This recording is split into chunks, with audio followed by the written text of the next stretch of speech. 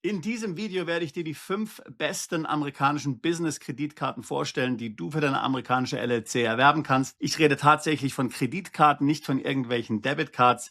Wenn dich das interessiert, wenn das für dich ein Thema ist, dann bleib jetzt dran.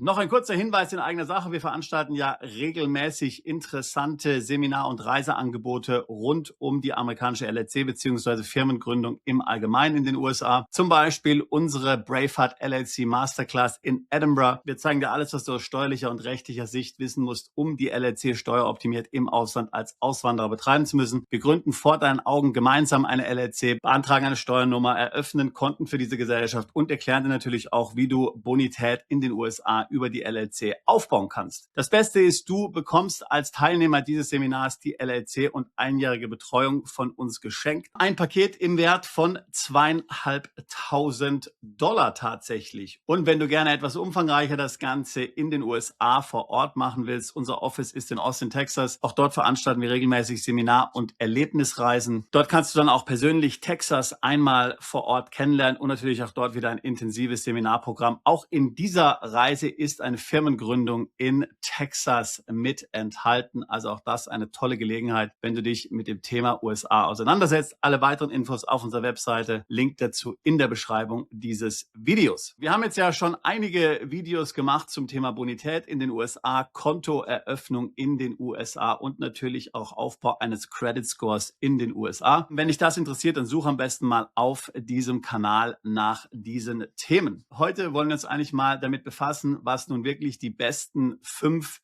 Business-Kreditkarten tatsächlich sind, die du in den USA bekommen kannst, wenn du eine amerikanische LLC dort eröffnet hast und entsprechend selbst einen guten persönlichen Credit Score aufgebaut hast. Ich werde jetzt nicht nochmal im Detail erklären, was die Vorteile einer amerikanischen Konto- und Bankeninfrastruktur sind. Das haben wir, wie gesagt, in anderen Videos schon gemacht. Ich möchte es nur ganz kurz nochmal hier anschneiden. In den USA ist es über deine LLC möglich, hier sehr großzügige Kreditlinien zu erhalten und auch entsprechende Kreditkarten mit umfangreichen Limits zu erhalten. Das ist sehr gut, wenn du zum Beispiel hohe Ausgaben regelmäßig hast in puncto Google Ads oder auch Facebook Ads. Wir haben zum Beispiel auch Mandanten, die haben Wohnungen in Dubai, Off-Plan-Immobilien und machen dann dort die Zahlungen regelmäßig mit solchen Kreditkarten. Der Vorteil, wenn du das mit den Kreditkarten machst, ist, dass du Punkte sammeln kannst. Mit den Punkten wiederum kannst du dann reisen. Du hast also im Grunde die Möglichkeit, alleine über deine geschäftlichen Ausgaben sehr viele Meilen zu sammeln und dann praktisch für wenig Geld Business und First Class auch interkontinental fliegen zu können. Ganz davon abgesehen, baust du dir eine Bonität in einem ganz anderen Wirtschaftsraum auf als der EU. Du bist komplett von der EU unabhängig, du bist unsichtbar für die EU. Es gibt ja keinen automatischen Informationsaustausch. Du bist allein im amerikanischen Finanzsystem unterwegs. Für Auswanderer also geradezu die ideale Lösung. Und hast du diese Bonität einmal aufgebaut, dann kannst du sie natürlich vielfältig verwenden, zum Beispiel um Immobilien zu finanzieren.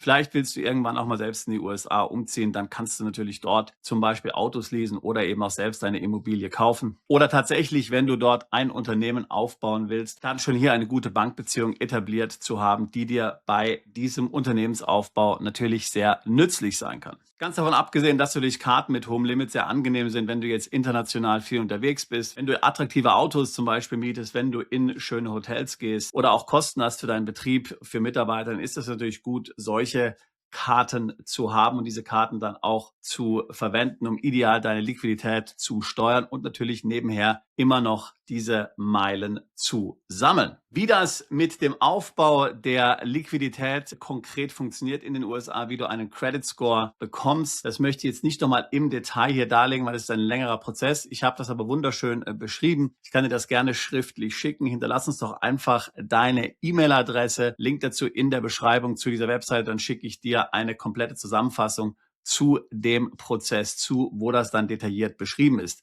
Aber die Grundregel ist zunächst mal, dass du natürlich wissen musst, das Ganze braucht eine gewisse Zeit. Ich würde mal sagen 7 bis 9 Monate, bis du einen guten Credit Score etabliert hast. Voraussetzung ist, dass du eine amerikanische LLC hast. Dann baust du zunächst deinen persönlichen Credit Score auf. Wenn du einen guten persönlichen Credit Score hast, kannst du dann eben auch hervorragende Business-Kreditkarten beantragen. Es gibt ja in den USA Tausende von Kreditkartenangeboten tatsächlich. Wir reden jetzt aber hier von den Top-Karten. Diese Top-Karten zeichnen sich dadurch aus, dass sie eben tolle Benefits haben, dass du sehr gute Meilen damit sammeln kannst, dass sie sehr großzügig sind, dass sie sehr gute Angebote haben, zum Beispiel in puncto Versicherung. Das heißt also, wenn du heute damit anfängst, diesen Credit Score aufzubauen, kannst du damit rechnen, dass du in 7 bis 9 Monaten in der Lage sein wirst, die Karten, die ich jetzt hier gleich beschreibe, für dein Business zu beantragen. Und es ist dir ganz wichtig zu verstehen, dass ich jetzt nicht von persönlichen Kreditkarten spreche, sondern eben von Business-Kreditkarten, die dann auf den Namen deiner LLC lauten. Das heißt, du baust im Grunde genommen, wenn du einen Credit Score in den USA aufbaust, das Ganze zweigleisig auf, einmal für dich persönlich und hast dann auch deine persönlichen Karten mit einem hohen Verfügungsrahmen und natürlich dann parallel auch in der Gesellschaft. Und je mehr in der Gesellschaft läuft,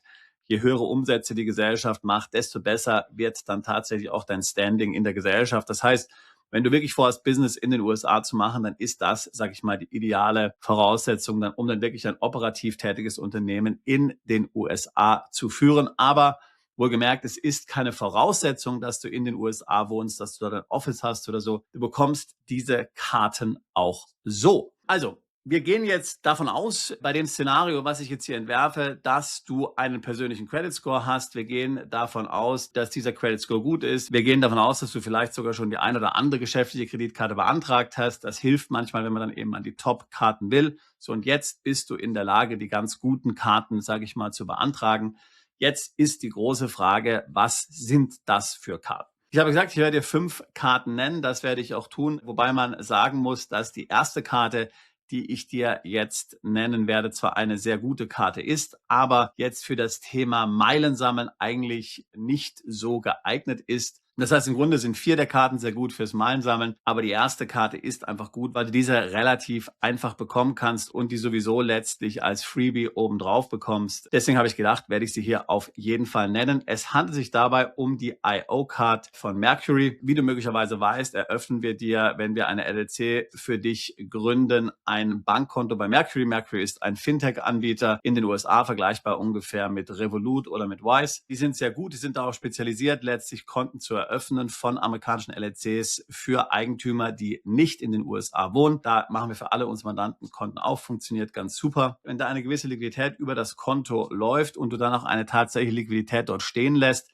das ist übrigens bei amerikanischen Banken immer sehr vorteilhaft, wenn da auch Geld stehen bleibt. Da wird der Mercury eine IO-Card anbieten. Und wie gesagt, dafür brauchst du keinen Credit Score. Die hilft dir auch nicht, Credit Score aufzubauen. Aber es ist eine echte Kreditkarte, eben keine Debitcard, eine physische Karte aus Metall. Du kannst dann davon ausgehen, dass du dort sofort dann mehrere 10.000 Dollar Volumen schon mal drauf hast. Also eine Karte, die sehr nützlich ist, zum Beispiel einfach zum Autos mieten, für Reisen und so weiter. Wir haben auch eine Cashback-Funktion. Zum Einsammeln jetzt nicht besonders hilfreich, aber ich habe gedacht, ich nenne die Karte einfach auch mal. Also diese bekommst du sowieso.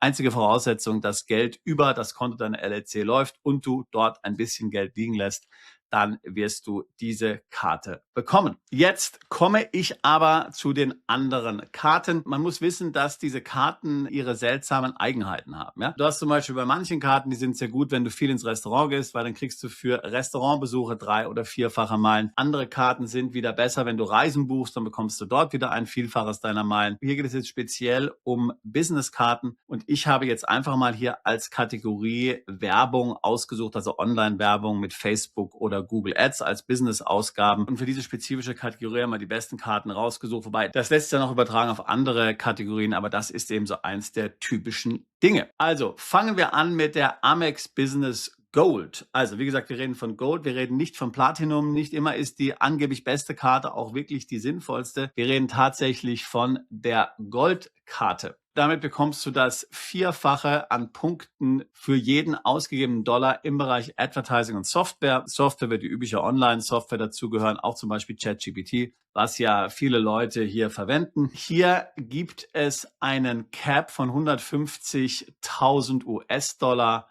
pro Jahr. Das heißt, sobald du 150.000 Dollar für diese Kategorie ausgegeben hast, dann bekommst du nicht mehr das 4-fache an Punkten, sondern noch das Einfache. Allerdings kann man möglicherweise mehrere Amex-Karten sich besorgen. Also wenn du und deine Frau zum Beispiel jeweils eine Karte über das Business haben, dann gilt der doppelte Cap. Hier sind also weitere Karten möglich. Wichtig zu verstehen ist, dass du die vierfache Punkteanzahl nur auf US-Dollar-Transaktionen bekommst, nicht aber auf Euro. Da bekommst du dann nur die einfache Punkteanzahl. Das heißt, idealerweise sind deine Accounts also in den USA angelegt, zum Beispiel Google Ads oder so, damit du entsprechend hier US-Dollar-Ausgaben hast und eben nicht Fremdwährungsausgaben. Wir haben hier schon manchmal über den Amex Global Transfer gesprochen, wo du dann zum Beispiel auch eine geschäftliche Amex-Card aus Deutschland in die USA mitnehmen kannst. Wichtig zu verstehen ist, dass der Global Transfer immer nur für eine private Amex-Karte funktioniert. Das heißt, auch wenn du jetzt eine geschäftliche Amex-Karte aus Deutschland in die USA mitnimmst, kriegst du in den USA dann eine private. Die Business Amex-Card, wie gesagt, kommt später, sobald du eben den entsprechenden Score in den USA aufgebaut hast. Die nächste Karte ist die Chase Inc. Business Preferred Card. Sie kostet schlappe $95 im Monat und hier kriegst du das Dreifache an Punkten je Dollar-Ausgabe, zum Beispiel eben auch bei Advertising. Und hier geht es eben auch international. Hier sind es nicht nur US-Dollar-Transaktionen, sondern eben auch Euro-Transaktionen. Und Travel würde hier ebenfalls funktionieren. Das Ganze geht hier auch nur bis $150.000 im Jahr. Hier würde ich sagen, für Nicht-Amerikaner vielfach die flexiblere und entspanntere Lösung als die Amex. Eine weitere gute Karte ist die Capital One Spark. Hier kriegst du zweimal Punkte auf alles. Hier musst du aber verstehen, dass die Auslastung der geschäftlichen Karte sich auf deinen privaten Credit Score spiegelt. Das ist sonst nicht so. Ja, die werden getrennt gesehen. Aber in diesem Fall von Capital One wird die auf deinen privaten Score gespiegelt. Das heißt also, hier musst du entsprechend aufpassen, dass dann die Auslastung der Karte gut gesteuert wird. Sonst rutscht dein privater Credit Score deswegen ab. Bei den anderen Karten, wie gesagt, nicht unbedingt so ein großes Problem. Komme ich zur fünften und letzten Karte. Das ist eigentlich die beste, muss man sagen. Chase Sapphire Reserve Business, eine absolute Top-Tier-Karte. Hier kriegst du das Dreifache an Punkten pro ausgegebenen Dollar und es gibt eben keinen Cap. Ja, das ist natürlich schon ziemlich gut. Das heißt also, wenn du 1 Million zum Beispiel für Google Ads ausgibst oder Facebook Ads, dann bekommst du 3 Millionen Meilen oder 3 Millionen Chase-Punkte, was eigentlich schon wirklich ziemlich gut ist. Ja, und du bekommst das Vierfache an Punkten für Flüge und Hotels. Ja. Also das heißt 3-mal für Advertising und dann das Vierfache für Flüge und Reisen. Das ist wirklich ein sehr gutes Angebot. Wie gesagt, hier muss man unterstreichen, es ist eine Top-Karte. Das heißt, du müsstest auf jeden Fall einen Score haben von 700. Ich würde schon eher sagen 750. Aber hier muss man tatsächlich sagen, wenn deine LLC einen guten Umsatz schon macht und du hast tatsächlich auch Einlagen, ich habe ja vorhin gesagt, es ist dort sinnvoll, irgendwas liegen zu lassen, dann geht's auch schneller. Also wir hatten schon Fälle, wo dann bei einer LLC die 1 Million Dollar Umsatz hatte, was dann auch tatsächlich über die Konten dort gelaufen ist. Wir mit den regionalen Chase-Managern sprechen konnten und dann war hier die nicht so optimale Bonität, also der nicht so optimale Credit Score, weil der einfach nicht so weit war, auch kein Problem. Dann hat man das so gemacht. Also, das waren sie aus meiner Sicht die Top-Kreditkarten in den USA für dein Business. Wie gesagt, du hast es sicherlich schon gesehen, wir können dich hier umfassend unterstützen. Wir haben hier einen tollen Partner in den USA, der mit dir zusammen auch zu den Banken hingeht, die Konten eröffnet, der dich berät während dem ganzen Prozess, der eben 7 bis 9 Monate dauert. Voraussetzung ist natürlich erstmal, dass die amerikanische LLC gegründet wird, ein Konto eröffnet wird, Steuernummer vorhanden ist und so weiter und so fort. Das sind ja Schritte, bei denen wir dich unterstützen. Auf unserer Seite Nullsteuer LLC sind unsere ganzen Leistungen dazu zusammengefasst. Link dazu packe ich auch nochmal in die Beschreibung dieses Videos. Also das Beste an diesem System ist wirklich die komplette Unabhängigkeit von der EU, von EU-Banken, von der gesamten EU-Regulierung, alles, was es da gibt an EU-Money-Laundering-Paketen, AML, AMLA, Kontenregister in der EU und so weiter und so fort. Dem kannst du alles Bye-bye sagen. Bist dann nicht mehr der EU-Überwachung ausgesetzt. Sicherlich der Überwachung der Amerikaner bist dann ausgesetzt, aber da du ja dort nicht steuerpflichtig bist, in den meisten Fällen kann dir das ja Schnurz egal sein. Also in diesem Sinne würde ich mich freuen, wenn wir dich auf dieser Reise begleiten dürfen. Ich selbst bin 2008 in die USA ausgewandert. Wir helfen seitdem Mandanten dabei, Unternehmen in den USA zu gründen, in die USA auszuwandern. Wir helfen dort dann mit der gesamten steuerlichen Betreuung, auch natürlich mit den ganzen trickreichen Fragen, die man wissen muss, wenn man zum Beispiel von Deutschland oder Österreich in die USA umzieht. Also wenn das Themen für dich sind, da würde ich mich freuen, dich demnächst als Mandant begrüßen zu dürfen. Gerne natürlich auch bei einem unserer Seminare oder Reisen und natürlich jederzeit gerne ein Beratungsgespräch buchen. Link dazu ebenfalls in der Beschreibung dieses Videos. Bist du Unternehmer, Freiberufler oder Investor? Zieht es dich schon lange ins Ausland? Mach heute den ersten konkreten Schritt in eine Zukunft mit mehr Geld und mehr Freiheit. Buche ein Beratungsgespräch mit Sebastian und seinen Kollegen. Unsere Kanzlei unterstützt Mandanten wie dich dabei, deine Steuerlast legal zu reduzieren, Vermögen aufzubauen und zu schützen und deine persönliche Freiheit zu maximieren. Profitiere jetzt von unserem Fachwissen und unserem Netzwerk. Gehe zu mandatierung.com und werde Mandant unserer Kanzlei.